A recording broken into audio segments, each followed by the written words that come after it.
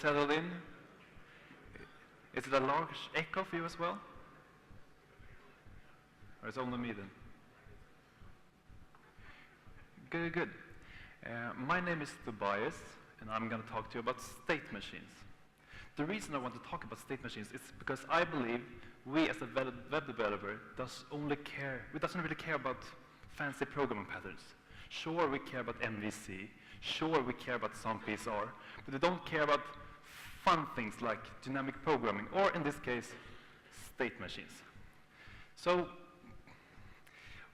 I didn't bring a state machine with me. It's nothing you can have in your hands. It's nothing you can put in your pocket. It's more of a way of thinking. It's a way for you to relate to your problem. And a state machine could be anything. It's just something that holds a state, any kind of state.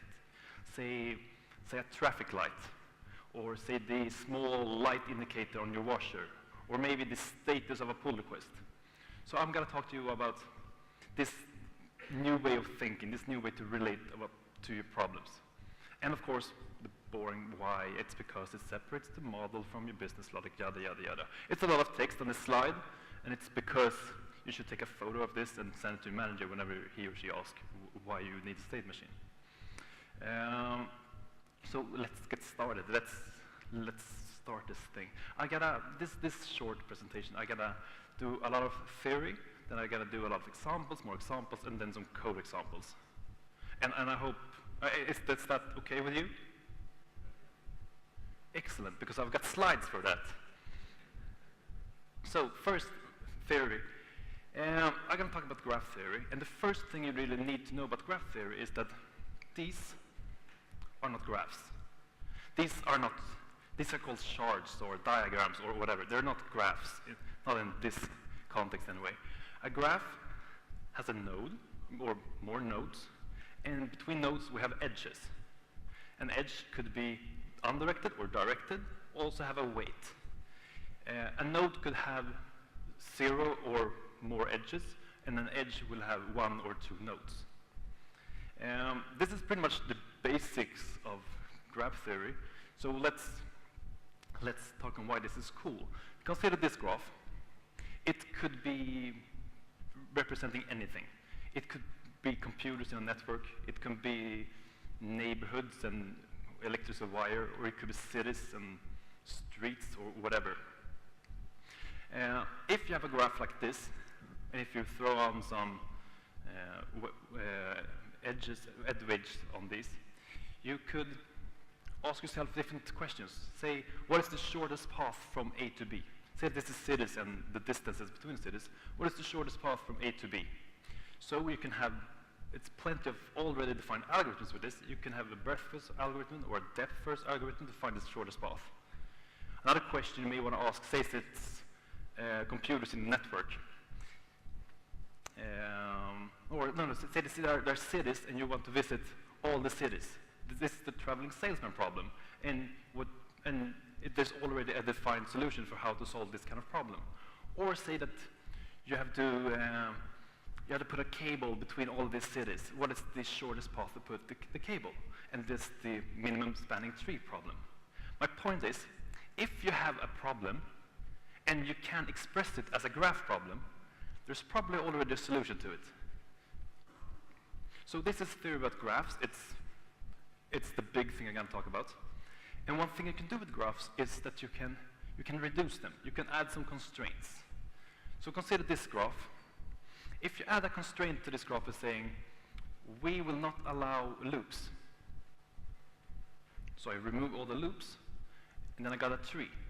And there's plenty of algorithms you can do in trees as well. I mean, especially if you're searching for stuff, or if you want to find stuff. You have black and red search trees, or binary search trees, yada, yada, yada. So if you have a problem, you can express it as a tree. There's plenty of solutions to that as well. So the definition of a tree is a subset of the definition of a graph. And now I'm moving towards my point. A workflow is also a subset of graph. In a workflow, you also have nodes and edges. In this case, the edges are called arcs, and they're always directed. And the nodes could either be a place or a transition. And two places cannot be connected. Has to be a transition in between. And for the sake of the notation, I make transitions as a square. So let's see on a perfectly fine workflow. It could look like this. So if you apply transition T0 on A, you will get to C. This is nothing difficult. You should be gently nodding along so I can see that you understand it. Good. If you add more constraints on this graph, if you say that a transition can only have one input and one output, I'll make the same graph look like this. And now, finally, we come to a state machine. So a state machine is nothing fancy. It's just a bloody graph. Sorry, it's just a graph. And I like this notation for state machine because I'm drawing this by hand and it's a bit easy to read. So this is a state machine. If you apply transition T1 on B, you get to D. So we had a graph, the big definition. We saw that a tree is a sub-definition of that. We saw that a workflow is also a sub-definition of a graph, and the state machine is a sub-definition of a workflow. So let's consider some workflows. I told you before that the traffic light is a workflow, and the traffic light is a state machine. So this is the state machine for a traffic light. It's basically a say that we have 3 places, and this is how you move between those places. And this state machine clearly says that you can't move from green to red. You had to go with yellow in between. Easy example. I see some nodding. Good. I work at a company called Happier, and we are making a job platform. In our fancy job platform, we naturally have a lot of job adverts. And we decided one day that this is the state machine of a job advert. So we decided we have a draft stage, and then we send the job advert for review. From your review, we can trash it or publish it. And when it's been published for a while, we archive it. So when you're a bit comfortable with the state machines, what is this a state machine for?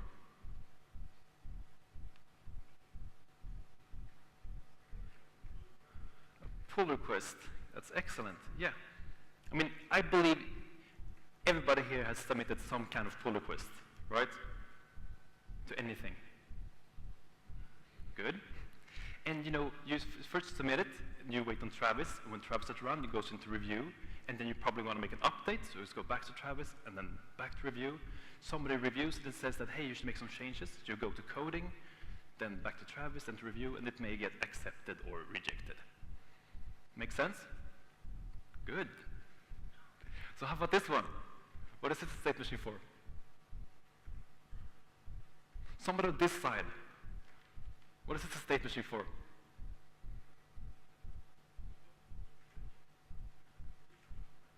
I think, okay, I wanted to hear elevator doors, and I think I got that answer. This is a state machine for elevator doors.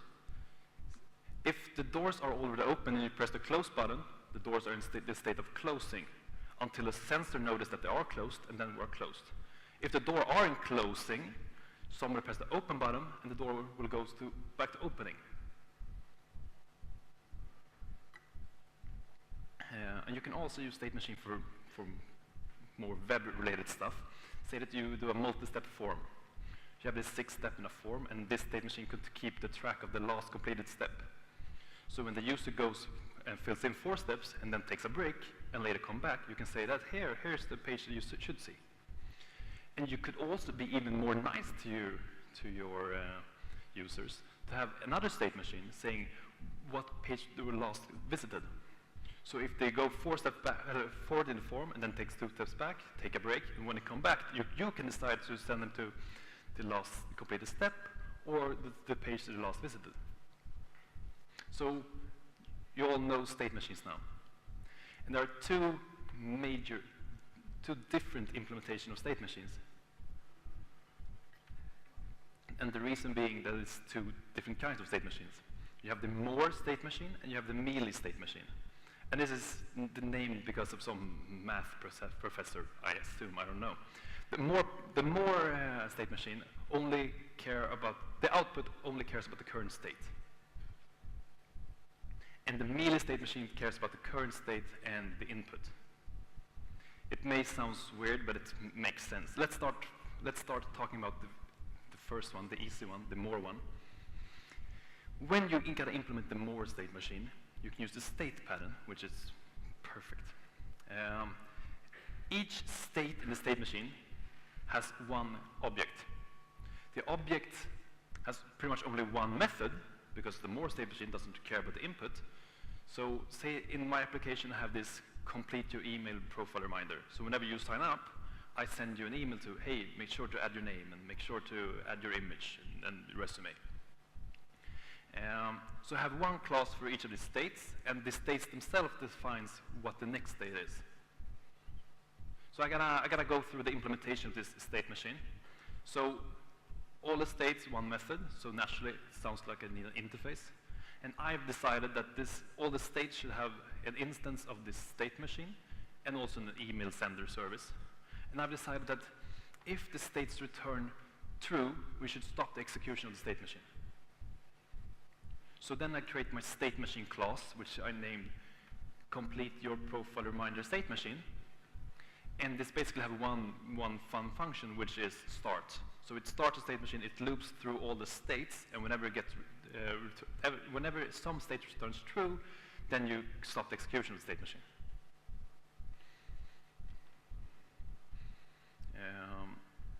And of course it checks, whenever you stop, we check if this is the final state, then we signal that back to the caller. So a typical state look like this. I check some preconditions, say that this is the first state, and like I send an email reminder you to fill in your name. So I check, is the name already filled in? If it's filled in, let's go to the next state and return false. Or I can also have some creation logic. I can make sure that we don't send all email at once. So I say that we have to be in this state for at least a week before we send an email. So if it has been a week, and then we send the email, and then we move to the next state. And all states doing things like this. So I create all my states. I create my add your image state, my first email reminder, second email reminder, add your resume. Then I create my complete your profile reminder state machine. And then I have a final state. And the final state is nothing fancy, it just stops execution. So with this state machine, I can write a cron job, a worker that look like this. It basically just takes all active state machines, start all of them, and whenever someone says they're done, they're sent all their emails, we just remove them from the database. And by doing this, I don't really care if a state machine sends an email or not. I don't care which email it sends. I just know that it sends the correct email at the correct time. So this was the state pattern. I mean, to recap, one class for each state, and you have one method in all states, and each state defines the next possible states. And this is excellent. This is really good for sending emails. Full disclosure, I haven't come up with any other good example for using the state pattern. I use it for sending emails all the time, but it's pretty much what it's good for. Since it's a more state machine, it doesn't really care about the input. I can't say to trash this email or archive it like I did with the job advert. And the reason why the more state machine is excellent sending emails and nothing else, it's because the mealy state machine is awesome on everything else. So let's talk about the mealy state machine.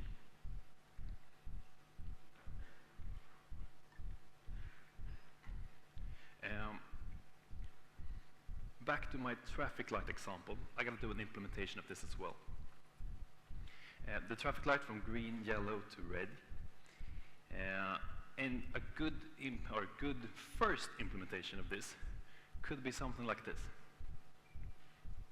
I define my states as constants, and then I know it's good to have a can method saying, if in this state, can I do this transition? So again, I say, can I move the light to green now? That would be a good question to ask. So I define my can method like this, with a simple switch statement. what also would be good to have is an apply function. Whenever I say, can I move to yellow? Sure, I can move it. So we have to move it to yellow. We have to apply that function. And I implement that function with something like this. So switch the current state. If the state is green and I want to go to yellow, that's okay, so I apply that state. This is not no magic, right? It's all of understandable. Good. I'm not moving too fast or too slow. Good. The issue with this kind of state machine is that you have to store it in the database somehow because it holds the actual state. I have this private property of state here. So if I want to be more clever, I can use the traffic light object to make that one host the state. So I can say, hey, traffic light, get me the current state, and then pretty much do the same thing. Then I don't have to store the state machine in the database. And of course, the apply function pretty much looks the same. I've seen many people also doing implementation of this, like they're doing special custom logic to this state machine, saying that it could be a function called allow more traffic, so it slowly tries to move the states to green, and also the reverse. The issue with this state machine is still that it's a bit messy. I have my rules for the states pretty much all over the place, and it's not very reusable. So if I'm a bit more smart about it, I can define my states like this. I have defined my private property of states. And for each state, I say from the green state, you're allowed to go to yellow. And from the yellow state, you're allowed to do transaction to green and to red. And it's gonna put you in these states. And this will also make the logic in my can and apply function more simple.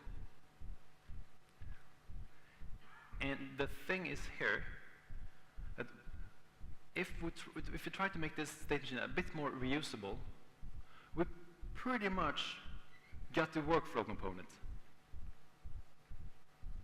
And I said that a workflow or a state machine is a subset of the workflow, and the workflow component does naturally support both state machines and workflows. So let's use the workflow component. Let's look what their state machine look like. And we still have the can function. Can I do this transition? We still have the apply function. I mean, apply this transition. But also have two more functions saying what state are we currently in, and what are the valid transitions for me right now. And so let's get back to more examples. Let's get back to my job advert. Oh, sorry. If I make this a bit smaller, and then I mark the draft, I can check what current places I'm in, what place currently am in, by getting the state machine from the container, and then I say get marking, get places, and then I just dump the places, and I say that I'm currently in draft. The thing with marking, I mean, this state machine component, this workflow component may have different names or weird names. It's because of math, pretty much. It's the mathematical model that gets given name to these things. So a marking is pretty much an abstraction over the current places. And the reason we do this is because a workflow can be in more places at the same time. So that's why we need this abstraction. And I can talk about it in a moment. So when we are in draft, let's try if we can do some actions. So I can do can, publish. No, I can't. But I can do send to review. And if I want to apply to send to review, I just do like this. It's no rocket science at all. And I get to the review state. And from review, I can go to trash, and I can go to draft, and I can come back to review. And I can loop through the state machine all day if I liked. But I won't.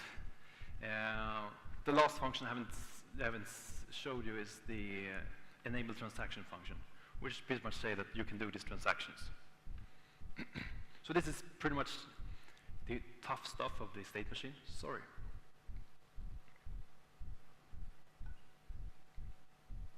The cool thing here is that you can do the very same thing in Twig. In Twig, I mean, imagine my edit blog post page. It looks pretty much like WordPress edit page. You have this big title and content, and then on the side you have this sidebar with publish and review, trash, and archive button. And this could be the Twig template for that sidebar. So it asks the workflow, if we can send to review, show the link for that. If you can publish, show link for that. And the cool thing is that we can, that's the very same sidebar. Sorry. I apparently have a very dry throat.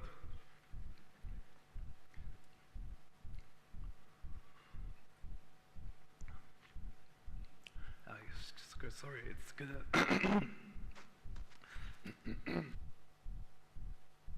Like that, sure.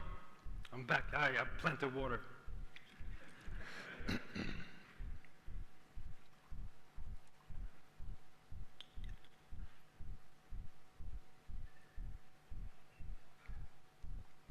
Anyhow, good. So I can show the same sidebar and the same sidebar shows different links depending what state we're in.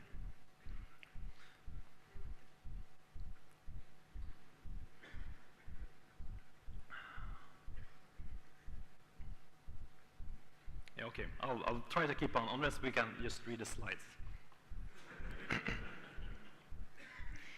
If you're some clever with the namings, you could do something like this. You could say that, just for all the enabled transactions, show the links.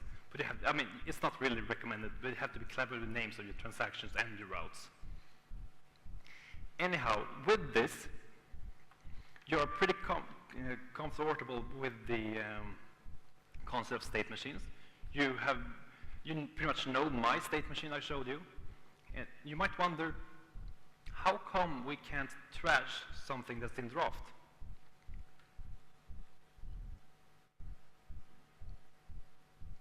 And that's a valid question, right? You should be able to trash something that's in draft. So let's add it to the state machine. And the cool thing here is we haven't changed our controllers, we haven't changed our models, we haven't changed any of our logic, we haven't changed any of our views, but this still works. We only changed configuration, and now we can trash something that's in draft. So how about configuration? I gotta drink every second slide. I gotta do the same tonight as well. Still water though, don't get me wrong. Anyhow, how about configuration? If you want to configure the state machine like this, it's in the framework workflow, then you just give the state machine a name. I've given the name of job advert. And I say it's a type state machine, and then I say that this state machine is related to this entity. I define all my places, and I define the transaction, and I'm pretty much good to go. What you might wonder is about this line. I told you a state machine only can have one input and one output. And transition only can have one input and one output. I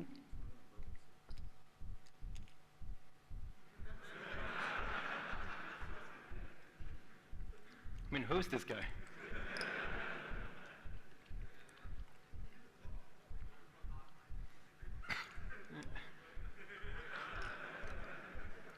I mean, is he working here? Do you know him? Anyhow, thank you. I told you a transition only can have one input and one output. And this transition clearly has two inputs. And don't worry, it's under the hood, we actually create two transactions for this.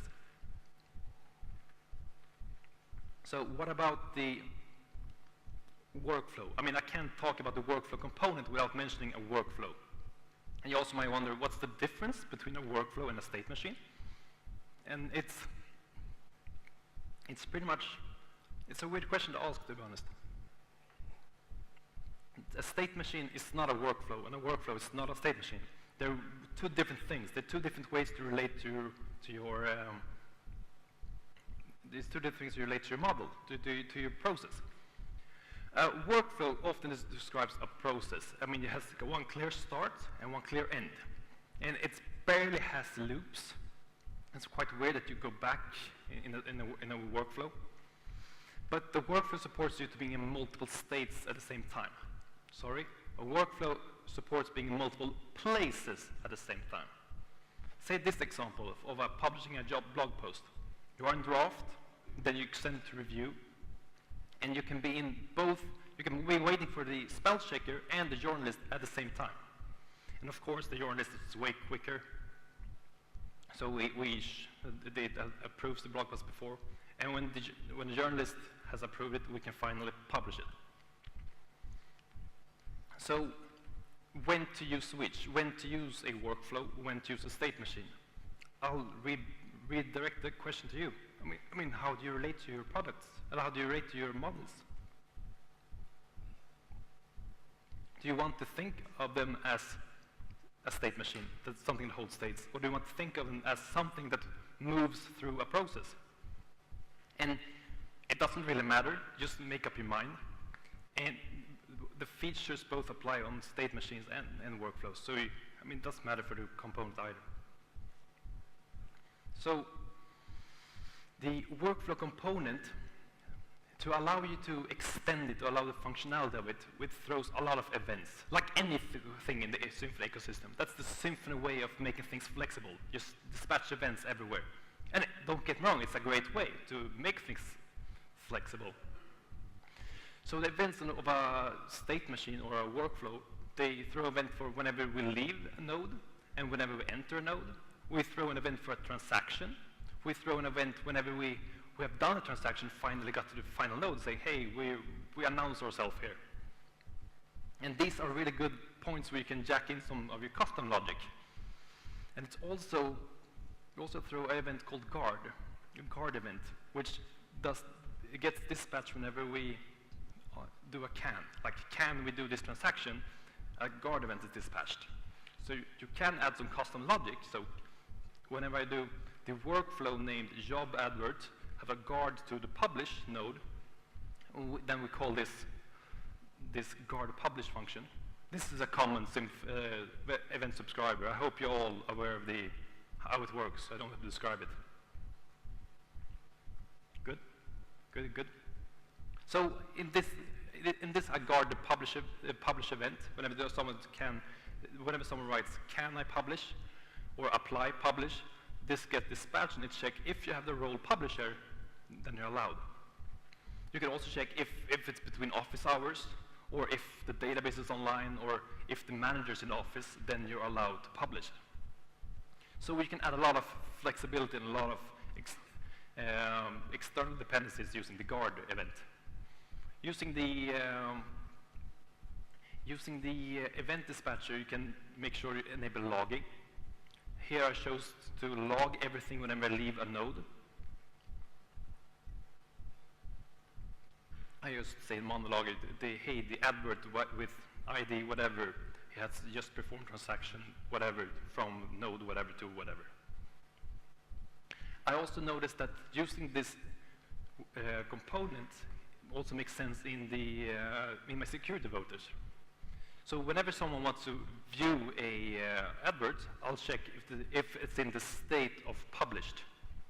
If the job advert is not published, I shouldn't allow to view it, right? So I define my security voter as like this, and whenever I see view, I check with the state machine if it's currently in published state.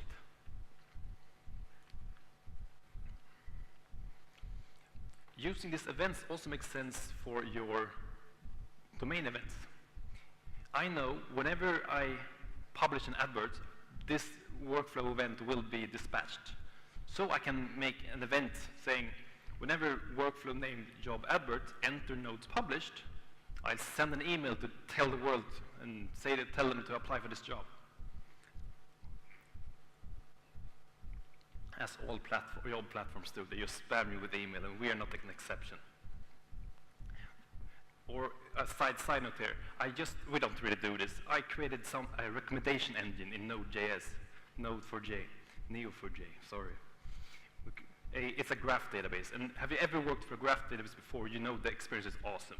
It took me barely a week to know the query language and instead of a microservice. Try it because it's great.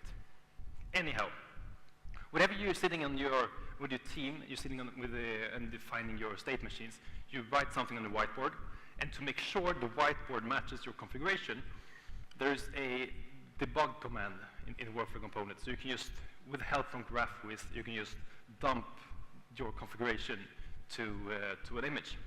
So you can make sure you've done things proper.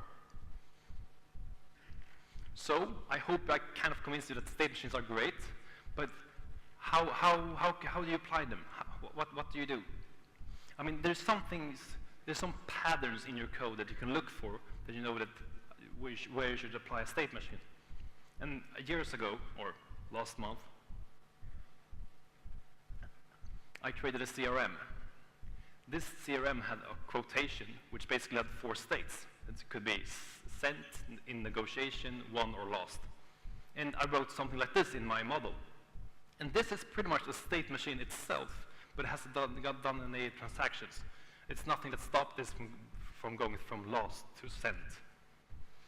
So whenever you have something like this in your code, constants you assign to a private property, then it should ring a bell saying that I should use a state machine for this.